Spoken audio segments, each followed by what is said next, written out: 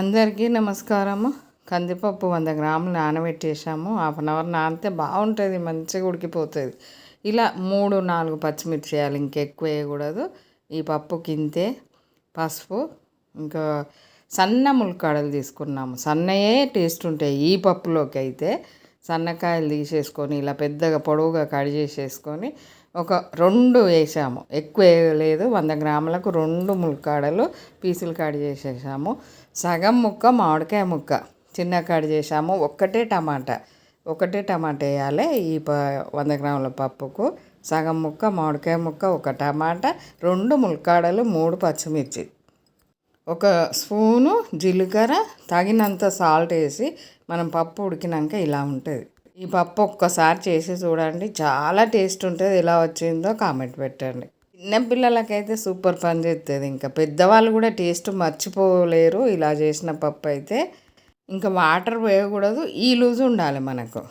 కాయలు కూడా ములక్కాడలు ఉడికి ఇలా సన్నగా మొత్తము కాడలు పుల్లలాగా అయిపోతాయి. అందులో ఉన్న గువం అంతా పప్పులకు వచ్చేస్తుంది. టేస్ట్ బాగా వస్తుంది అన్నట్టు అలా రావడం వల్ల. దొడ్డు ములక్కాడలు పప్పుచారులోకే బాగుంటాయి, ఈ పప్పులోకి సన్నయే బాగుంటాయి.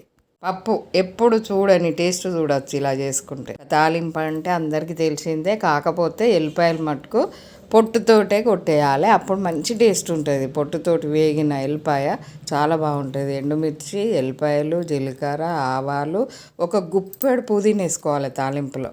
పుదీనా కొంచెం వేగిన తర్వాత తాగినంత మనం ఎంత వేసుకుంటామో పప్పులో అంత కరివేపాకు వేసుకోవాలి. పసుపు తాలింపులోకి తప్పనిసరి పప్పు తాలింపులో పసుపు వేసుకోవాలి, బాగుంటుంది.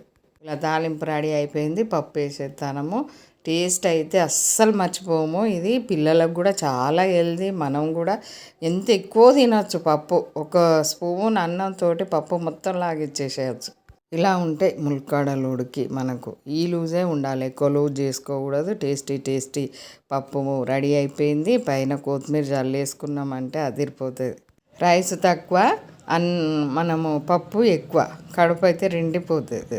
ఇలా ఎక్కువ ములక్కాడలు వాడడం వల్ల కాళ్ళ నొప్పులు అయితే తొందరగా